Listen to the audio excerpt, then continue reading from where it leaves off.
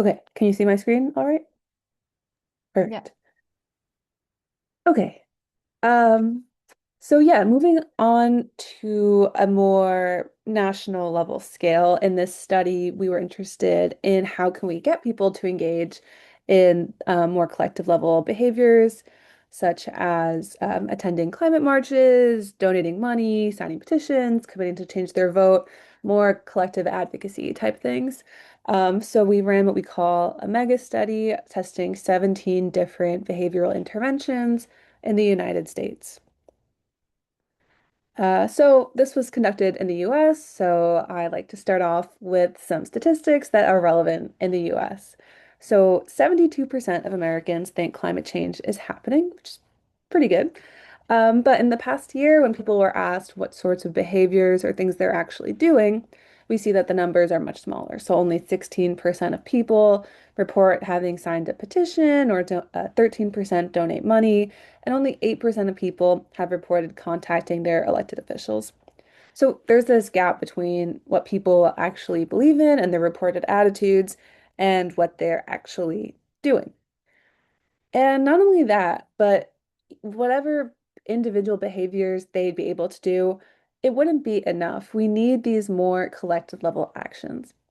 For decades, a lot of climate communication has focused on these individual behaviors: drive less, eat less meat, switch your light bulbs, things that are very important. They matter a lot, but they're not sufficient. In fact, there is some evidence that the very concept of a personal carbon footprint was popularized by fossil fuel companies in the early 2000s in a deliberate attempt to shift responsibility away from systems and onto individuals. So, what we need in addition to individual behavior is collective action. And the question for behavioral scientists like me is what sorts of interventions or messages can actually get people to take those steps? And behavioral scientists have proposed many different theories about what motivates climate action.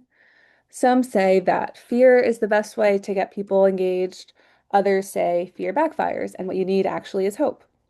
Some emphasize moral values, or making people feel guilty and like it's their fault. Others point to social norms, like showing people that their neighbors care. Still others focus on highlighting co-benefits, like benefits to health, or that climate action will create new jobs, or correcting people's misperceptions about the risks of climate, or what causes it, or what they can do. The problem is that all of these approaches are almost always tested in isolation, in small studies, or on different people, or measuring different outcomes. So when a practitioner comes to us and asks, okay, what should I put into my campaign? There's not really a clear answer. And that's what we set out to fix in this work. So this we call the mega study approach. And this is a large-scale tournament-style experiment where we pit theory-derived interventions against one another in one big study. This was popularized by researchers at UPenn, where they tested it in the context of getting people to gym more or to get vaccines. It was used recently to reduce anti-democratic attitudes and partisan animosity. And also in my own research lab, we ran a large study where we tried to shift people's climate attitudes across 63 countries. But in this study, we wanted to hone back in on the US and focus specifically on behaviors. So we collected a large sample. We had about 31,000 people in the US participate in our study online. And then we randomly assign them to see one of the 17 interventions or messages. So they would see one of those, or some people were exposed to just a neutral message, a control condition. After that, we measured three types of outcomes, which I will go into. The first kind of category of outcomes is what we call public awareness advocacy. And these are things that raise awareness and put visible pressure on institutions. For example, joining a newsletter, committing to share a video online on social media, committing to attend a climate demonstration, or committing to initiate a conversation about climate change with friends and family, which some research shows is the best thing you can do. Another bin is what we call political advocacy. These are directly engaging with the political process, such as signing a petition, or writing a letter to their government representative. We said if you could express your thoughts about climate change to your local representative, here's your opportunity. And we actually did send these letters on their behalf. We also asked people to commit to change their vote to pro-climate if it isn't already. And then the third bin is what we called financial advocacy. This is basically moving money in ways that helps the environment. So we had participants check to see if their bank that they're currently using is being used to fund climate chaos. Most of them are. And then we asked if they would commit to divest from that bank, if so. And we also gave them the opportunity to allocate $10 either to themselves or to an environmental organization.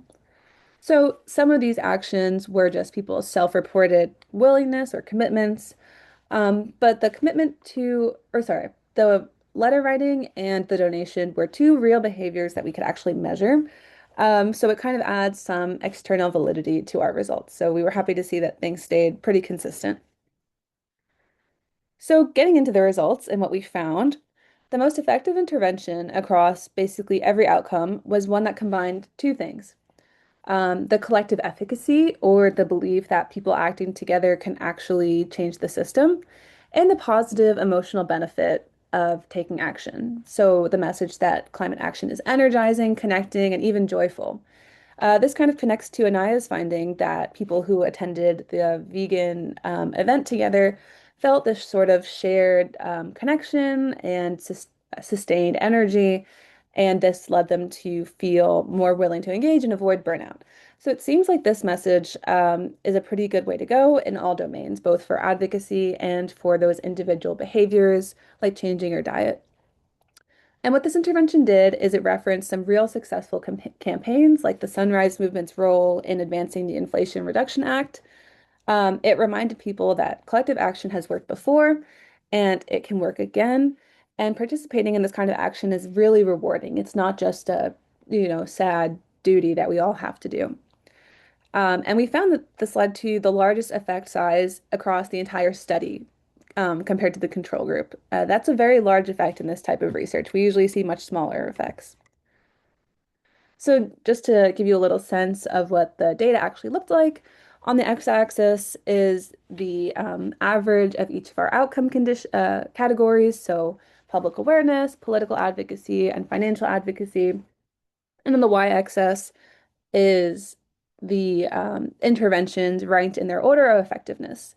So as you can see, the collective efficacy and emotional benefit intervention was at the top or near the top across all of these outcome groupings. The other intervention I want to highlight is what we called binding moral foundations, which basically framed climate action as part of our sacred duty, protecting the purity and sanctity of our land. We actually didn't use the words climate change at all in the study. It was more using a conservation framing. So we showed participants some important natural landmarks across the US, such as the Smoky Mountains or the sequoia trees. And we said, how disgusted would you be if we were to desecrate these landmarks? How important is it to keep these pure? Using this sort of religious, purity framed language. And this intervention was also among the most successful across all of our outcomes. And it was the most effective when it came to moving financial advocacy or increasing dollar donations. So moving on, I also want to focus quickly on two interventions that did not work at all, because I think it's important to name because they're actually quite popular in practice. The first one is this intervention called guilt-based collective responsibility, which says that um, people in the global north, especially those in the US, we have the most historical responsibility for climate change. And so it's on us. It's our fault, and therefore we have to be the ones to fix it. And again, this message is completely accurate and fact-based, but as you could see, highlighted in red here at the bottom, this intervention had no effects. The interventions in gray had zero effect compared to the control condition, or basically having a totally neutral random message. And so if we want to get people to engage in climate advocacy, this sort of messaging probably isn't the way to go.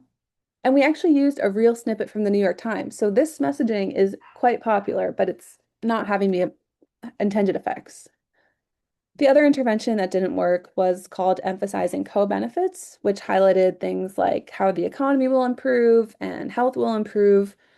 Um, Again, this is something we see commonly in campaigns, but our data suggests that it's probably not doing the work people assume that they're doing.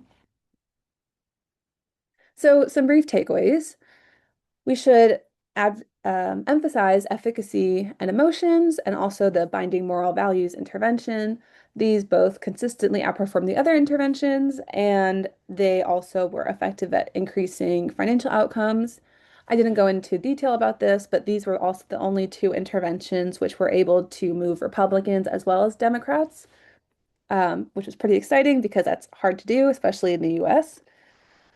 We found that some popular framings, like the guilt-based messaging or co-benefits alone, did not work to motivate meaningful action. And also, I want to emphasize that targeted follow-up research is needed. So this intervention tournament or mega study type design is really effective for showing us which strategies have the most promise. They seem to be working really well, and that's really helpful to guide both applied efforts and deploying the interventions, but also more targeted, small-scale mechanistic studies to better understand what exactly is driving the effects. So for example, we did a little bit of follow-up research into the collective efficacy and emotional benefit intervention to understand which pieces of that intervention were most effective or most important for driving the effects. And if you're interested in exploring more of this data yourself, we did create a web tool for people to explore the data. It's all publicly available online.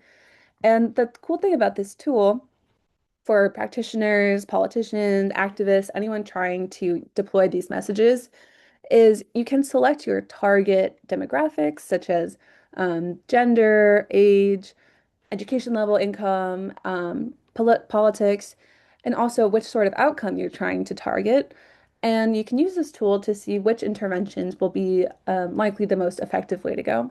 So we hope people will take advantage of this tool and use it to have more targeted and effective messaging. So with that, I would like to thank all of my funders for this work. The co-leaders of this project were Madalena Vlaschanu at Stanford and Sarah Constantino, also at Stanford. And we had a large team of co-authors for this work. It was a big undertaking. So I just want to thank everybody who submitted an intervention for us to test. We also had a large team of experts who helped us choose which interventions would end up being tested. Um, and if anyone would like to chat more about this work, please get in touch with me on my email or we can connect on LinkedIn. And I'd love to hear all of your thoughts. So thank you very much.